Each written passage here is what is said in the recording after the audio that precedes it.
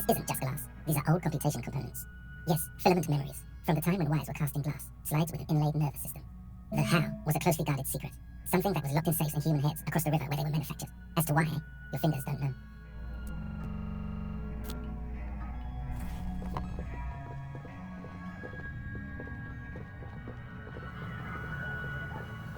Two rusty metal plates that slide apart form a crude door. It's been... The doors seem to be on rails, but they've gotten jammed. You grab a side and put some strength into prying it open. With the help of your partner, the two metal panels slide open with a creak. I hope no one dangerous heard that. After you climbed up to the roof, you mean? There's a maintenance entrance under the boardwalk. It's next to a drain pipe. He's quite proud of himself. Yes, we have an exit, so let's get going. Time to investigate these passages.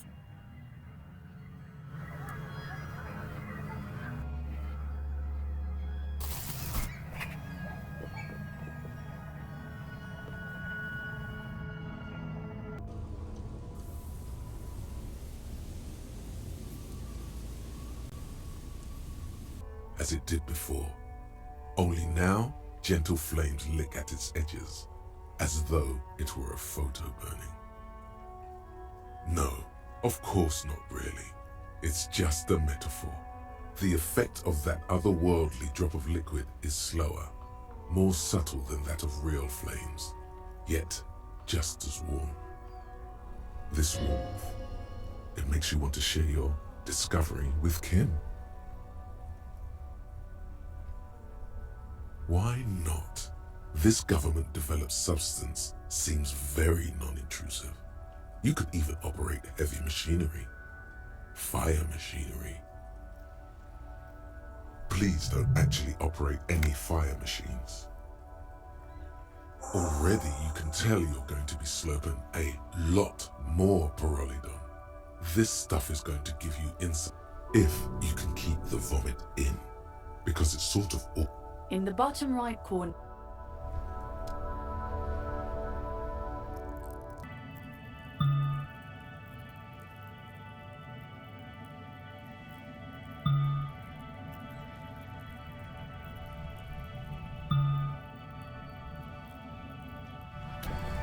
That's one.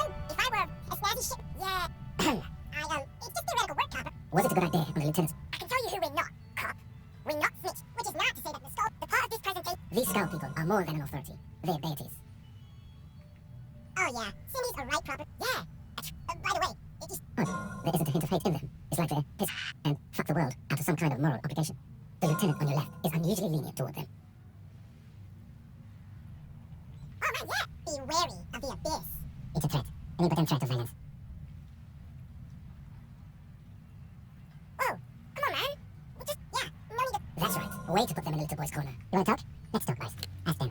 Eli Terry decisively shut down a situation that could have turned into a farce. We're not franchise skulls. Well, not yet. Once we get our name out there, we'll have it. Because we can be just as psycho and big, but in a non-threatening and definitely legal way. We'll fuck the system from the inside later. Just be cool now. The damage will be tenfold. Right on, Buck. So what's happening now? What about them? Well, first off, it's the word also. You've got to admit, what I mean by, like I said before, many men keep searching for, to catch a fish you'll need to haul the lure. Many, you get more fish, because when one fucks everything, he fucks. Is it a coincidence that here we have two badass jackets? Yes? Leather jackets adorned with immature writing? The ideology they convey helps the boys justify poor choices in life and fashion. I'm the fan. What are you implying? I'm not sure I understand you, detective. Neither. Fine, if only to end this discussion. Theoretically, if I were a juvenile delinquent, if I were to already be down that path, I think this is the stronger of the two statements. Seems about right, especially considering your heroic exit attempts. So are we done here? Or you don't need us around for your secret whisper party, do you?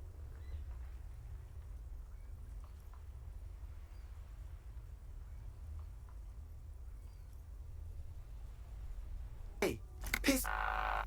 Look who it is. Shrunken cophead material. No. Don't ask anything. Be subtle and scary. The boys dream about being skulls. Use that.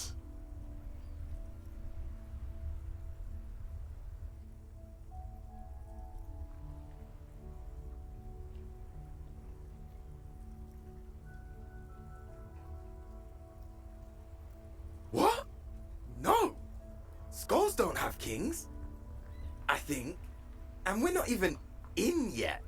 Yeah, man, keep your voice down. We're not even prospects yet. Wow, you boys are ambitious. Only prospects and already planning a coup in the skulls. You're destined to go far. He gets it. Passive-aggressive flattery. Shut the fuck up. Are you trying to get us killed? Now bring it to the jackets and, yes, start shouting. Please be quiet. What? What do you want? The jackets? You got it. No need for cruelty. Oh, man. Okay, I get it. Skulls don't really wear slogans anyway. This was stupid. Fuck.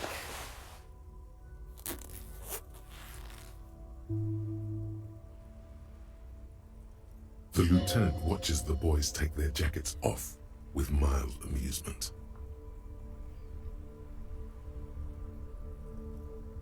I'm absolutely okay with not having either one, thank you.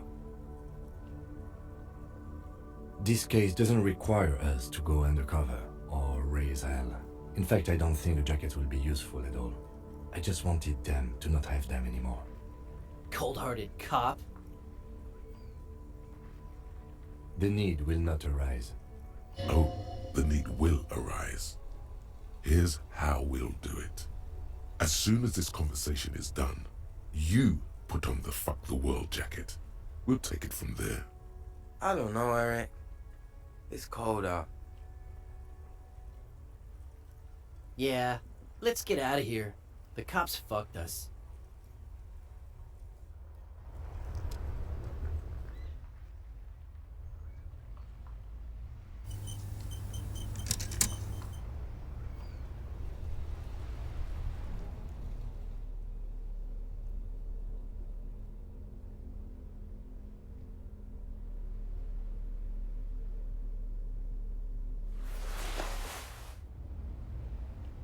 Good. Step 1 complete. Now, let the lieutenant feast his eyes on the fruits of the tree of cool.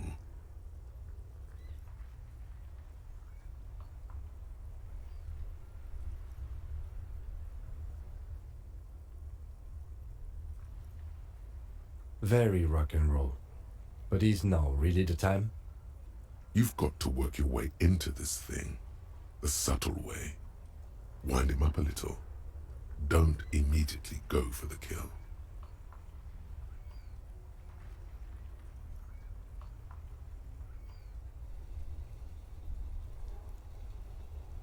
Detective, what are you talking about? Plow ahead. Don't let him slow you down. This is one of those times where you're just going to keep talking no matter what I say, isn't it?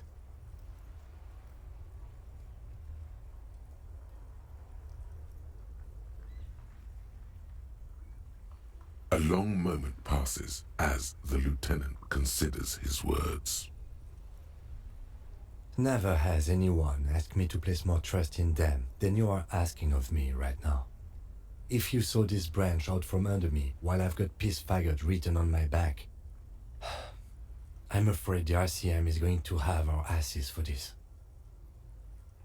With a look of utter disbelief, the lieutenant slips into the jacket. Now he's become the piss. There's no stopping you now.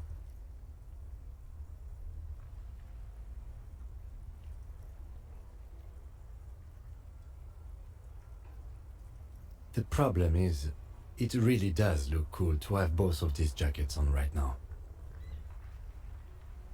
I can't believe I've climbed aboard the piss train.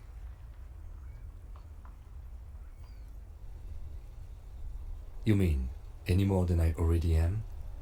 We better solve this case fast, officer. I'm not 100% comfortable with this. Let's be clear about one thing. The first chance I get, these things coming off. And that will be it. No take-backs, no follow-up conversations. That's it. Do you understand? He means it. The moment your jacket comes off, so does his. That means you're probably going to have to keep fucking the world till the end of days. Alright, fuck. Time to solve a murder. as counterintuitive as it might seem in these jackets. Let's go. An old East Delta Commerce Center. This must be the name of the doomed commercial area. Whatever she says, it can't hurt you. You're a different person now. Stronger, healthier, and... Alright, maybe not healthier, but it's a bonus that you've drunk so hard you can't remember any of your past relationships. Oblivion's the ace in your corner. There's a light buzz as you press the doorbell, waiting for her to answer the call. It's cold outside, and you can hear the wind blowing into the speaker.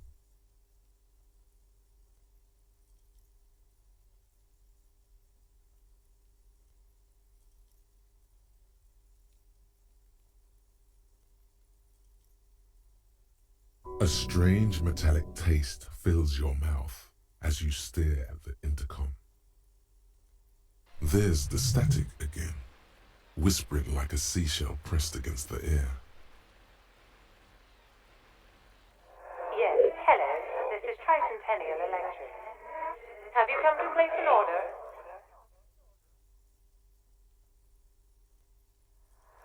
My God. Here come the bad vibes again. Relax. Distance yourself from it.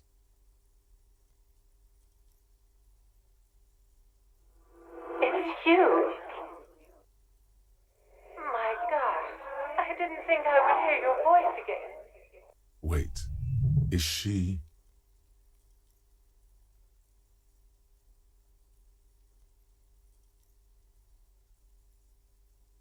Michelle, just please. Why did you even call? I don't understand.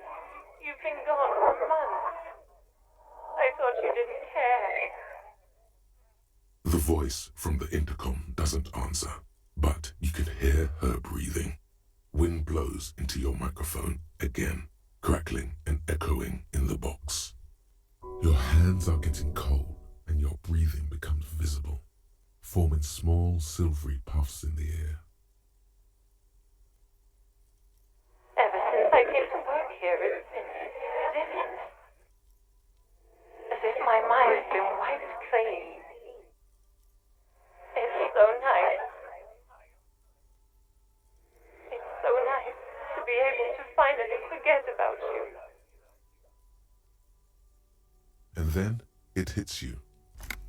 She tries again not to cry, and still doesn't succeed completely. Her quiet sobs sound old and distant, as if her voice is being played off a wax cylinder. Real or not, your mirror neurons react. It feels painful to be listening to this. Anger boils up in your chest.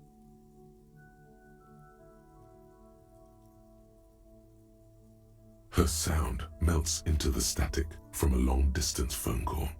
From time to time, you can hear people talking in the distance, but can't make out any words. This is where you hung up the call the last time, but the recording is still going.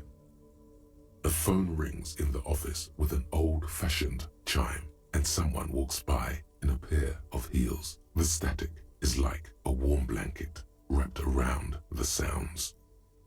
No one replies, but the static grows stronger like rainfall.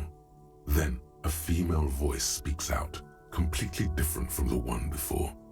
Glorious and total somehow. Crawling. For 300 years I have been here, volatile and luminous, made of sodium and rain. If you want me, you can find me on the beach, dans la dernière balle.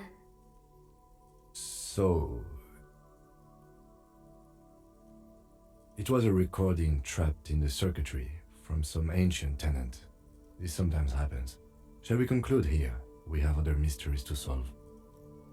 Don't take this the wrong way, but during our short stint working together, something weird is almost always happening to you.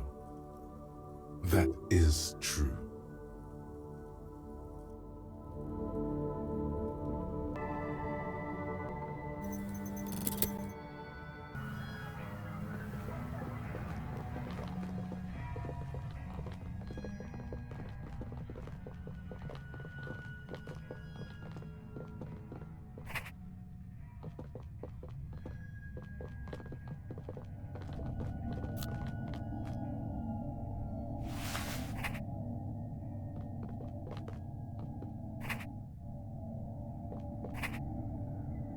A mustachioed and mutton-chopped man, amateurishly depicted, gazes at you with sad eyes. The plaque reads, K. Mazov. There is a spiderweb in the lower left corner of the portrait. Years' worth of dust is shaken off. The full head of hair, matched by an ample moustache and sideburns, look a bit silly. Someone crouches, heels digging into wet sand. Hands sweep across the sand, grains sticking to the frayed skin of the fingertips. An old man sits on a slab of concrete and taps his fingers against the glass of the scope. You shudder. Yes, I can see that. Looks like some communists were hiding out here. They left a long time ago. Half a century? This was probably part of the network of defense posts the criminals built against the amphibious landing. I think the purpose of this bunker was to produce propaganda. It would have had radio equipment by then, but that's all been noted.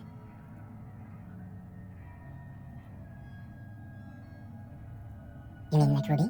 No, I think we stumbled on a piece of history.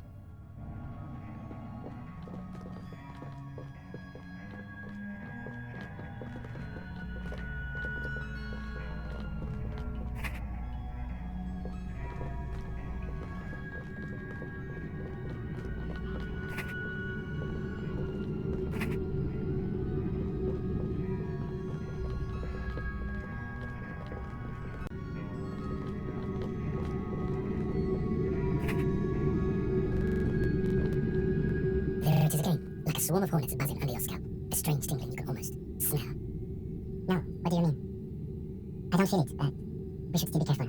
There were footprints back there, and I'm pretty sure they were fresh.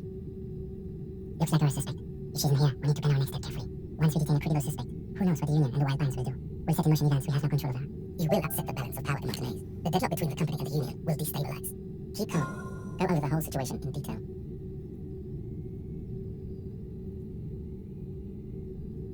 I'll leave that to your judgment. You already know what I think about cross-pollinating information like this. It's dangerous, but... Well, we're not responsible for what we can't predict, are we? I don't think the entire city will be razed to the ground. If you can't predict it, there's nothing you could have done. I think I see a cavern. Maybe more cellars? I think we've been careful enough. We still have the element of surprise. I wouldn't be so sure. You haven't exactly been sneaking. Or maybe not. Either way, once we go deeper, there will be no turning back.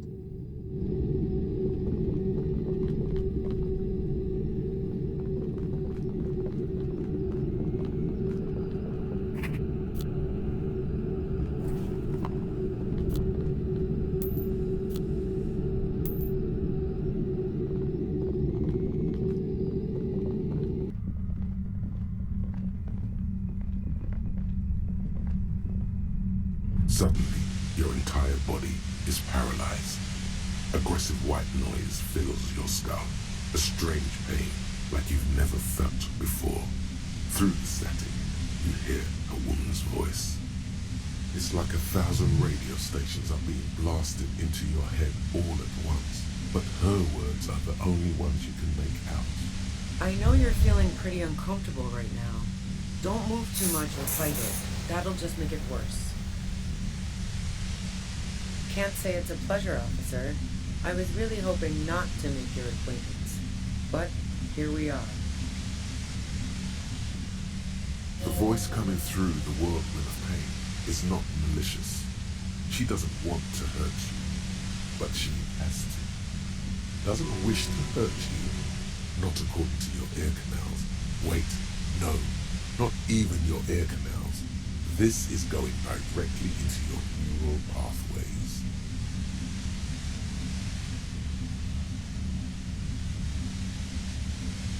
That's an awful decision. Why would you not want to shield yourself from it? It's an entirely new type of experience. Way worse than all the previous ones. Don't focus on the pain. Focus on doing your job. Tell her she's under arrest.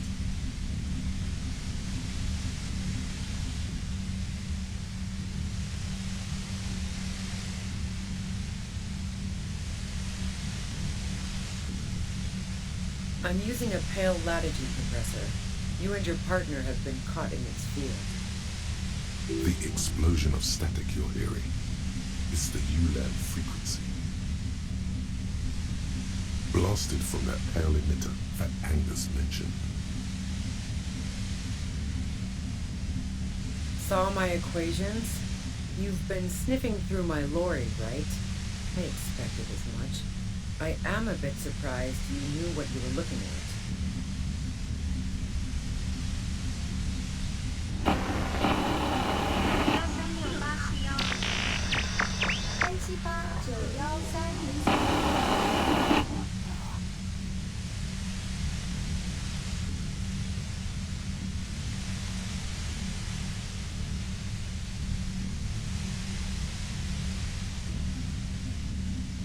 A pale latitude compressor is used to sort of make the pale more manageable.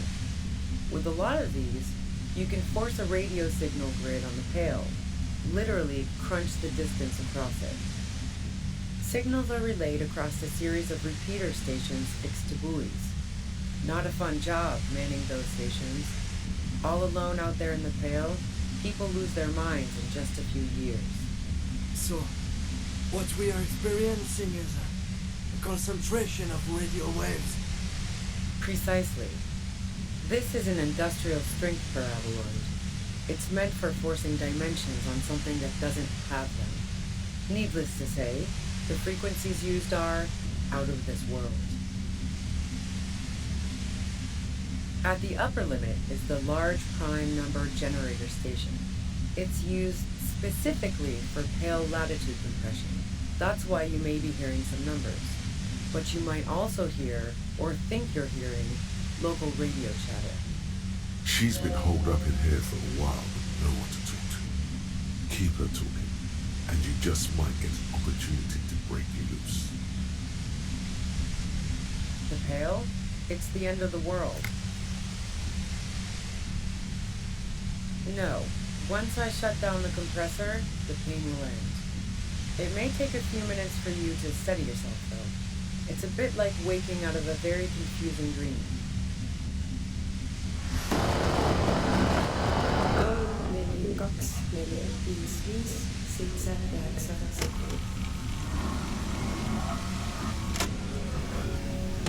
Yeah, I stuck my head in there before using it on you.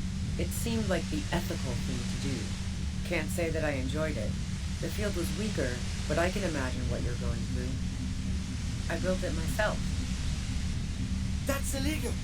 I'm guessing it's patented. But we are beyond that, aren't we? Oh yeah. Way beyond.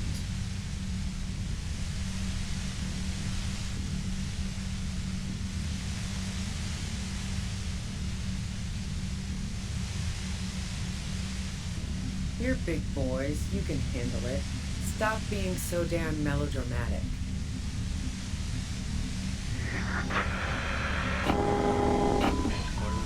Turn this.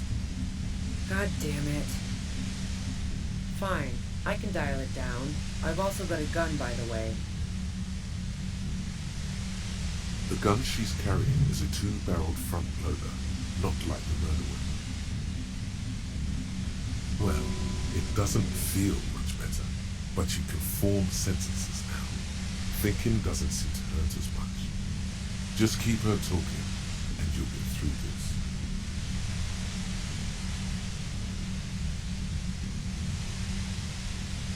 I heard you in the passages, and I've been preparing for quite a while.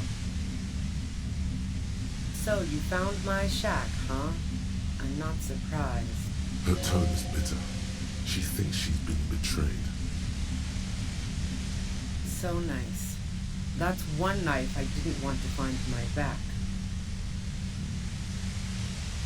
This could have turned out pretty bad for me if you hadn't walked right into 25 bands of ultra-high frequencies.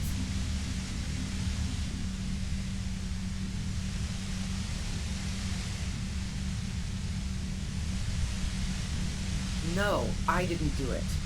I only helped stage the lynching, though I doubt that makes much of a difference to you. Who ratted me out, by the way? Was it Titus? No, he wouldn't have broken first.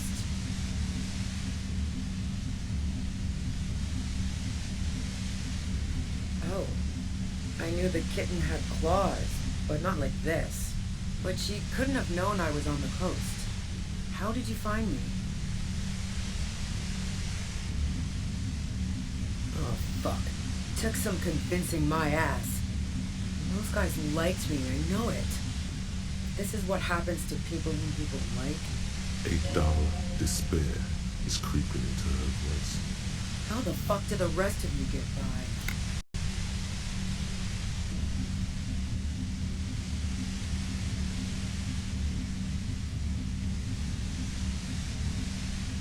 by? I did, didn't I? Now you've come for me. Fuck them all the same. That did make her forgive them. A little. Like what? I already told you I didn't do it.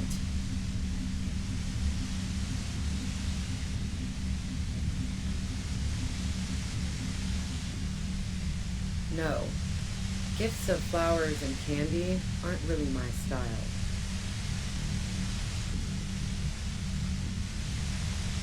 So now I'm leaving revolutionary symbols around? Come on. I never did understand why, when someone dies, a hothouse's worth of flowers has to die too. No, I did not. Man, I was with the boys the whole night. I hope they at least bothered to impress that upon you.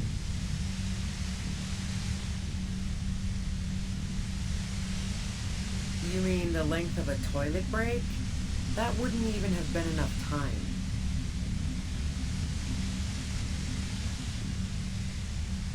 Wow, now I'm curious. Please, explain.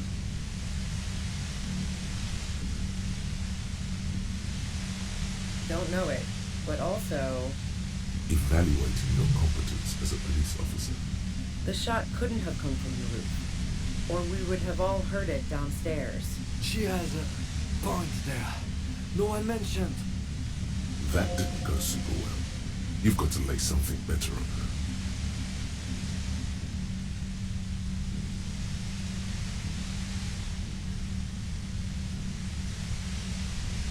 So, Heart of Gold Tommy fucked me over too. Never trust a musician. That really comes as a blow to her. Okay, great. You got into my lorry on your own. What now? You're going to arrest me for drug trafficking? Beneath it, she's relieved Tommy didn't betray her. Man, it's to get away from all that murderous shit that I left Jamrock, my previous employer, for the union. You good? I got lucky being a dispatcher. Never had to do any of the really dirty work myself. This gun has only been used for self-defense against serious scum. There. It's going to be easier to reach the machine now. Based on what I've heard about you, you are serious scum. There's a sinister note in her voice. Even with the gun and the compressor, she's afraid of you.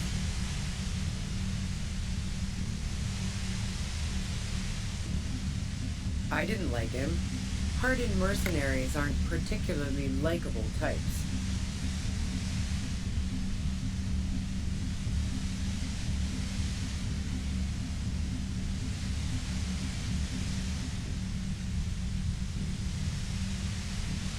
I'm listening. Yeah? Where? More questions before doing anything.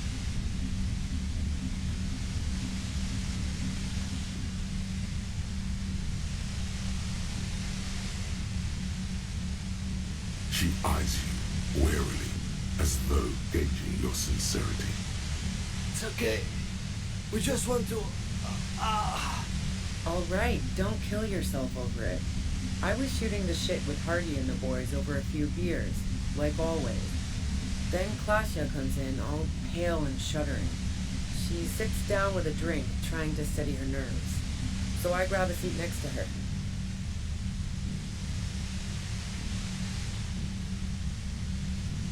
She asked me to come upstairs. The merc she'd been going with was lying on the bedroom floor, dead. I knew she couldn't get the authorities involved, so yeah. You made it look like he'd been hanged.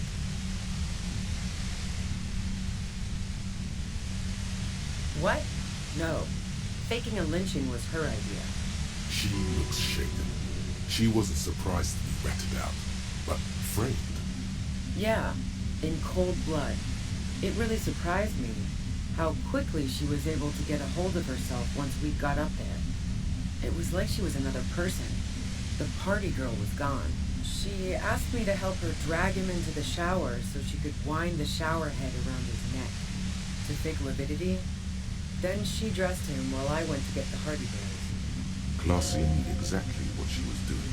You can't remain calm under pressure otherwise.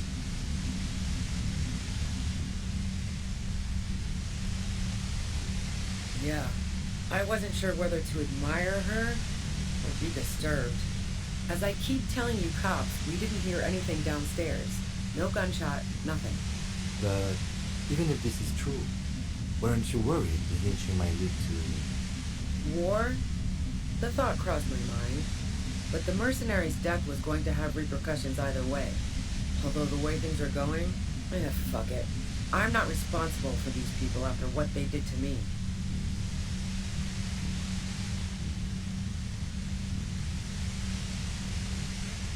I saw you roll into town. I wasn't about to stick around for questioning by a goddamn La Puta Madre agent. So this is what she was scared to tell Titus. This cop. That strange, distant fear is getting close now. It's a fear of yourself. Yes, you. Everyone says you're his peon, his human can opener. Through the sudden sharp pain in your head, you hear the lieutenant mumble something to himself. Fucking hell. And why me? You hear through the white noise. It's especially bad suddenly. Felt like a vein exploded. Everyone in Jamrock, the cops, the criminals. Why do you think I'm holed up in here with a goddamn death ray waiting for you? If she knows that about you, she must know your real name too.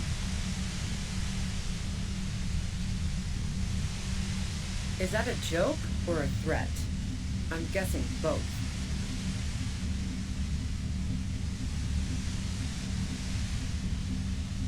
Yeah, sure. She doesn't believe you. I'm sure La Puta Madre himself will explain it all to you soon enough. You've been to my lorry. You think the biggest player in Jamrock appreciates competition? Now I have Harry Can Opener in my lair. Fucking Titus. She's not going to change her mind that easily. She still perceives you as a threat.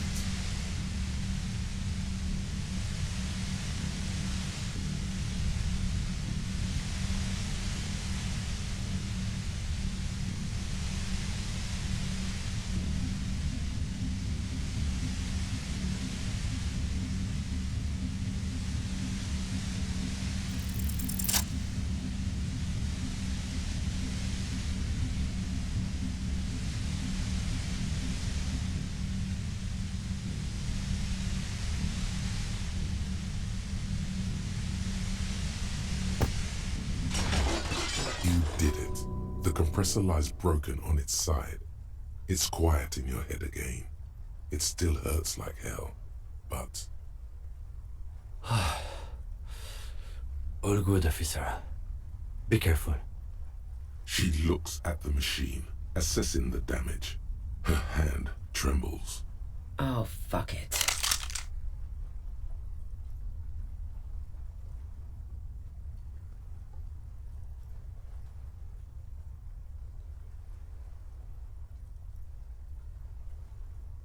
Problem solving.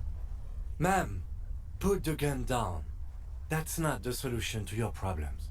You are... Oh, yes it is.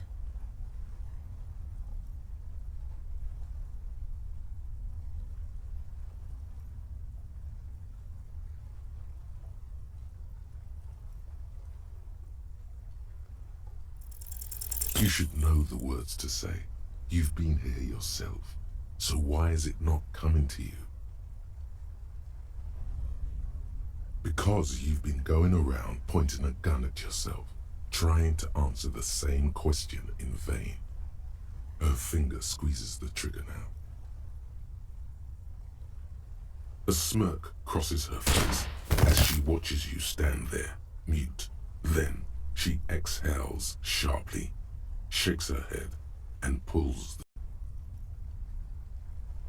You watch as her brains trickle out through her neon hair.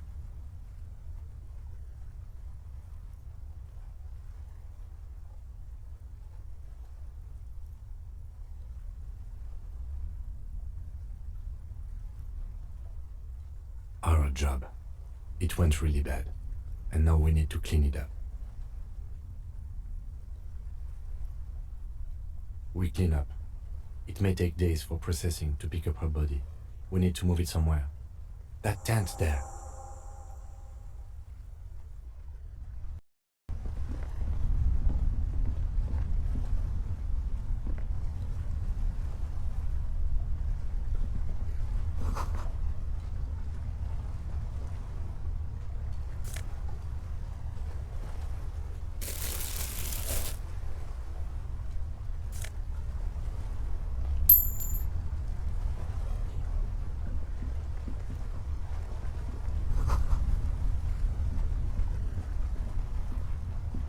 The plain red tent stands by dispassionately. You see a rolled-up sleeping bag and personal belongings. We should put her in the sleeping bag, so the rats don't get to her. The lieutenant nods.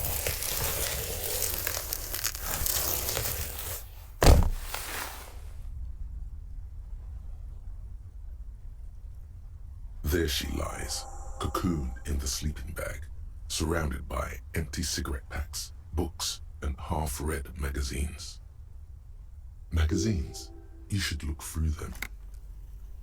Assorted soft covers, mostly pulp horror. A motor carriage lies buried in the snow on one cover. On another, a ghost airship. You also see a collection of radio enthusiast magazines. See anything? Rager Monthly, Journal of Material Science. More Technological Digest. One of the magazines doesn't have images on the cover. It's not a magazine, it's a leather notebook. You pocket the worn brown leather journal. We should read this immediately, like right now.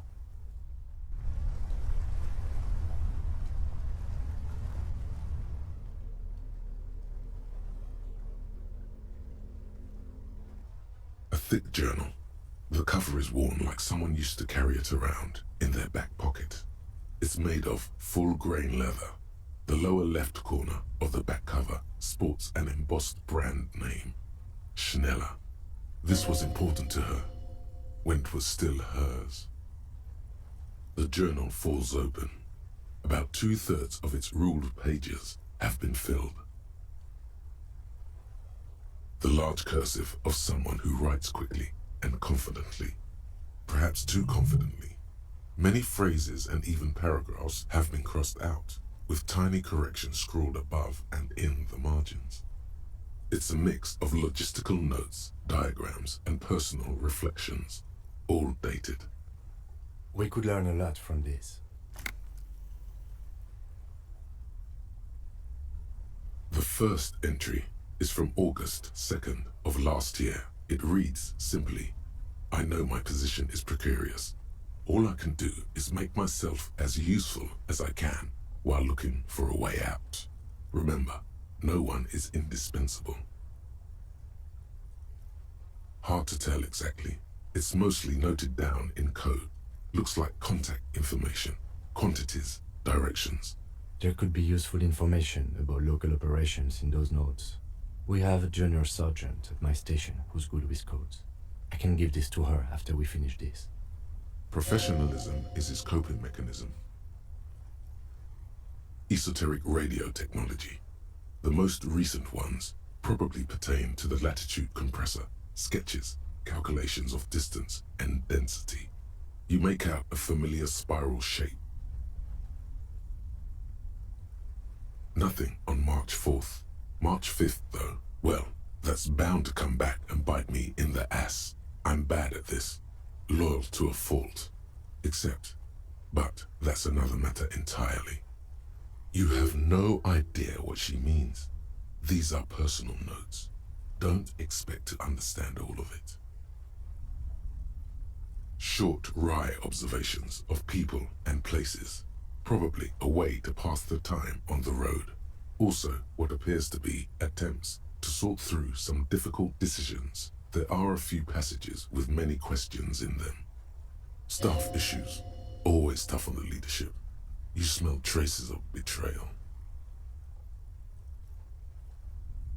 That name isn't mentioned as far as you can tell. Small wonder. Would you talk about La Puta Madre in your journal? You do see an M though. La puta madre. M is mentioned on March 9th and March 15th. Great. M's peon is coming to town, no doubt to investigate the lynching, but also, I feel it in my gut to finally put a bullet in my head while I'm napping in my lorry or on a smoke break. Well, I won't stick around just to twist my own neck by constantly looking over my shoulder. Then again, isn't that what I've been doing ever since I got the call? The call?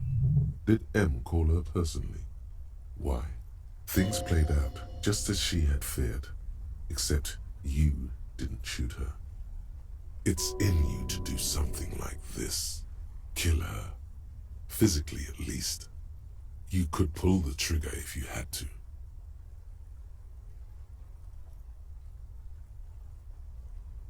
That's a good, pragmatic approach. Been holed up here for 3 days now.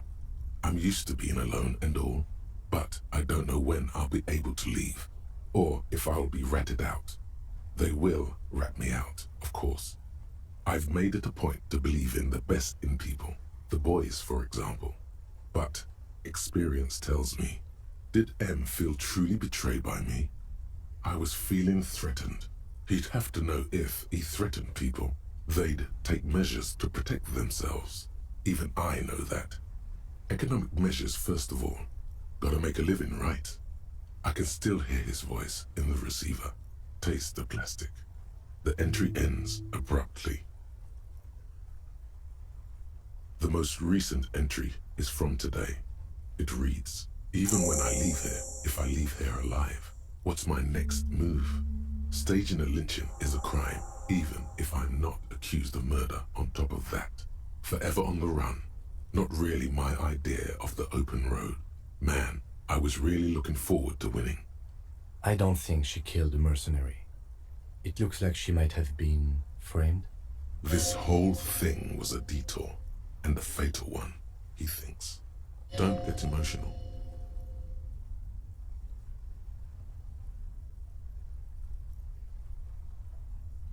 By the Hardy Boys? By Classier? By us? No, I don't think you are. Ask someone in your precinct if you want to be sure. His trust is well placed. You aren't. You can feel it. Could have been Titus. Then again...